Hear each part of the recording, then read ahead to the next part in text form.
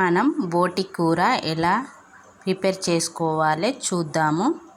మనం ముందుగా బోటిని కొనుకొచ్చుకొని మనం బోటి కూర రెడీ చేసుకుందాము.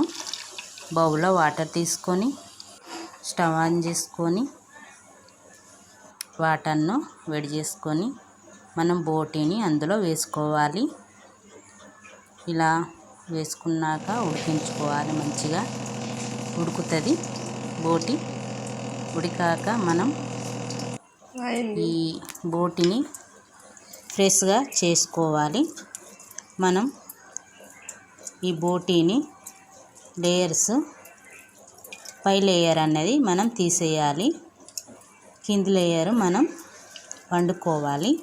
ఎందుకంటే చాలామంది బోటి తింటే నాకు మోషన్స్ అయినవి, కడుపు నొప్పి వచ్చింది, బోటి తింటే ఇలా అయింది అలా అయింది అంటారు కదా. దానికి కారణం ఏంటంటే మనం బోటిని ఇలా ఫ్రెష్గా చేసుకొని ఆ లేయర్ అన్నది మనం తీసేసి వండుకోవాలి. పైన లేయరు మనకు అరగది. అట్నే వేసుకొని వండుకుంటే మనం తింటే ఏంటంటే అరగది. అరగక మనకు మోషన్స్ అన్నవి అవుతాయి. చూడండి నేను ఎలా తీస్తున్నాను చూడండి. ఇదన్నది మనం తీసివేయాలి. వైట్గా ఉంది వండుకోవాలి. ఇది కూడా లేయర్గా వస్తుంది చూడండి. దాన్ని కూడా మనం పైన తోలు అన్నది తీసేయాలి. పైన లేయర్ అన్నది తీసేయాలి. పైన లేయర్ తీసేస్తే మనకు వైట్గా వస్తుంది. మంచిగా నీట్గా అవుతుంది. చూడండి ఇలా చేసుకోవాలి మంచిగా నీట్గా. అప్పుడే మనకి బోటి కూర టేస్ట్గా మనం తిన్నా కానీ మనకు అరుగుతుంది, మోషన్స్ కావు. మంచిగా మనం వీటిని ముక్కలుగా కట్ చేసుకొని మంచిగా కడుక్కోవాలి. నీట్గా ఉప్పు వేసి పసుపు వేసి కడుక్కోవాలి. తర్వాత బౌల్లో వేసుకొని ఉప్పు, కారం, పసుపు, నూనె, అల్లం ఇవి అన్నీ వేసుకొని మంచిగా మనం కలుపుకొని 10 minutes పక్కన పెట్టుకోవాలి. మనకు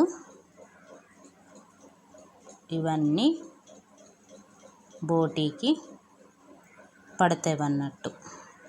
తర్వాత పచ్చిమిర్చి, ఉల్లిగడ్డ కట్ చేసుకొని స్టవ్ ఆన్ చేసుకొని బౌల్ పెట్టుకొని అందులో ఆయిల్ వేసుకోవాలి.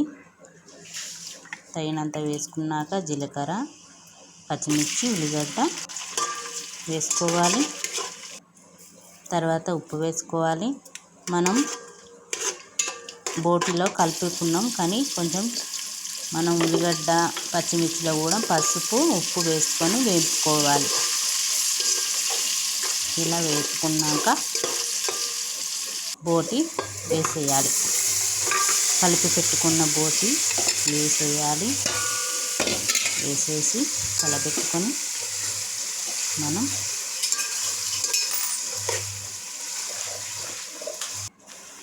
గరం మసాలా రెడీ చేసుకోవాలి.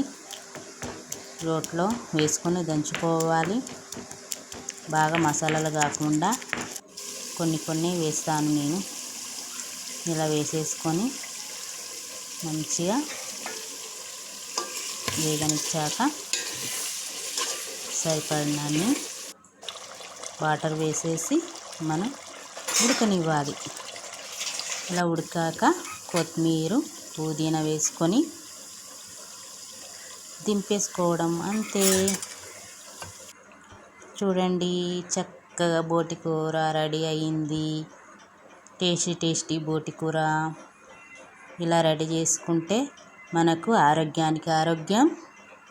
మనకు తిన్నప్పుడు కూడా శరీరానికి ఒంటె పడుతుంది. ఆరోగ్యంగా ఉంటారు. అంతే.